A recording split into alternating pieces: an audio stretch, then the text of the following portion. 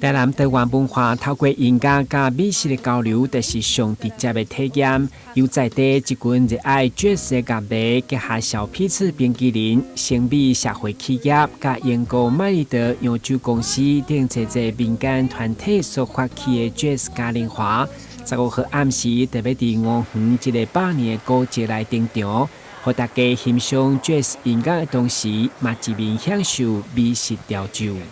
我们台南其实有非常多的文化元素，那爵士乐这一块比较一般，并不是说台南市政府一定有在办的一个活动了。不过其实台南的爵士乐跟台南，我们觉得有跟很多的文化、多元的文化，还有在这一种很有创意，然后呢找很多的可能性的这种精神，其实很有关系。所以想说怎么样能够透过活动一起把爵士乐的，因为而且这几年其实台湾有很多的爵士乐老师都是很有国际，其实在国外都很受欢迎。像礼拜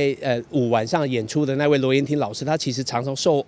邀请到欧洲去表演，所以今年这样疫情一解封，他马上就去欧洲去表演了，这样子。所以希望让我们在台湾的，尤其在台南的朋友，也有机会听到他们的这些演出。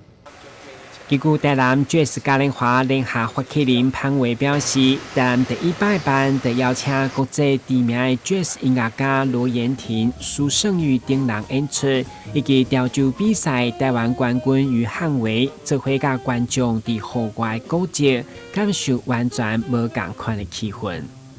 前2天的晚宴呢是可以上网购票，那因为可以在这边的晚上就在这个池塘这边好听台湾国际级的这种爵士乐的老师罗延廷，还有那个苏胜玉老师的表演，搭配呢我们台南汉甲餐厅所举备的餐点。那这个调酒呢是台湾得到这个算是DWC 的这一种就是调酒比赛的冠军，也是台南第一次出的冠军，他所准备的4款调酒，所以可以想象在古迹里面听爵士乐，然后呢吃餐酒的喝调酒。就这种搭配。